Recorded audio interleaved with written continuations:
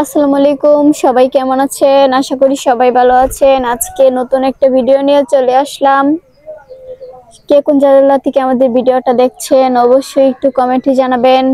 দেখেন আমাদের এলাকার ধান ক্ষেতগুলো কত সুন্দর, কার কার এলাকায় এরকম সুন্দর ফসল হয়েছে অবশ্যই কমেন্টে জানাবেন।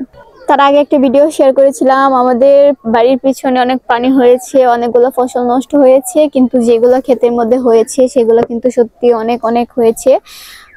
তো দেখেন ধান গাছগুলো দেখতে কিরকম অনেক সুন্দর, সবই আপনাদের দোয়াই। তো সবাই এভাবে দোয়া করবেন আমাদের কৃষকরা যাতে সবসময় এরকম সুন্দর সুন্দর ফসল গড়ে আনতে পারে।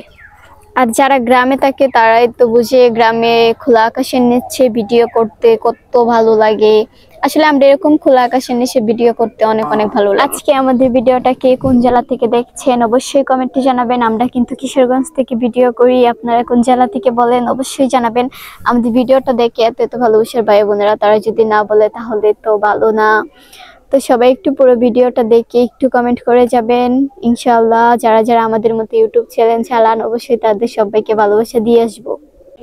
আমরা সব সময় চেষ্টা করব প্রতিনিয়ত সবার ভিডিও পুরোটা দেখে তারপর কমেন্ট করার জন্য। আসলে একটা ভিডিও করা, একটু ভিডিও করে এডিটিং করা, ভয়েস দেওয়া যে কতটা কষ্টের সেটা যারা ভিডিও করে শুধু তারাই বলতে পারে।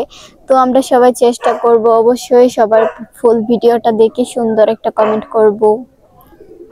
তো আপনাদের সাথে কথা বলতে বলতে চলে আসলাম আমাদের পাশের একজন নানার কাছে। তো উনি সামনে ধান কাটতেছিল।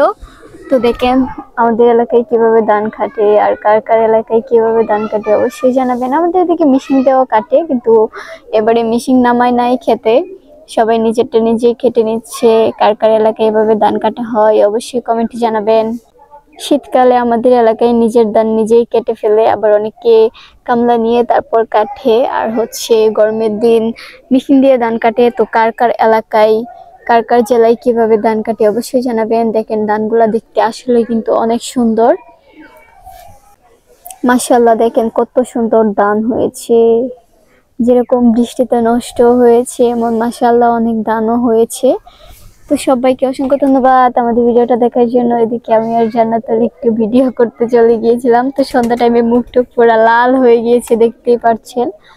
তো ভিডিও করতে করতে আমরা চলে যাচ্ছি। চেষ্টা করি সবসময় আমাদের আশেপাশের যত সৌন্দর্য আসছে আপনাদের সাথে শেয়ার করার জন্য, কিন্তু তা তো হয় না। তারপরেও কিছুটা অংশ আপনাদের সাথে শেয়ার করি ইনশাআল্লাহ। এভাবে আস্তে আস্তে আমাদের পুরো গ্রামের সৌন্দর্যটা আপনাদের সামনে তুলে ধরবো। এরকম খোলা আকাশের নিচে গ্রামের ভিডিও দেখতে কারো ভালো লাগে না, এরকম মানুষ আসলে কমই আছে। তো আমাদের ভিডিওগুলো কেমন হয় অবশ্যই একটু কমেন্টে জানাবেন। আসলে গ্রামের মজা তো গ্রামেই নেওয়া যায়, যেটা ঢাকা শহরে কিন্তু বোঝা যায় না। খোলা আকাশের নিচে এরকম ভিডিও করতে এত সুন্দর দৃশ্যের মধ্যে আসলে অনেক ভালো লাগে। একদম চোখ ফাঁকা ভিডিও করতে অনেক অনেক ভালো লাগছে। দেখেন কত সুন্দর ধান থেকে পেকে পেকে গিয়েছে।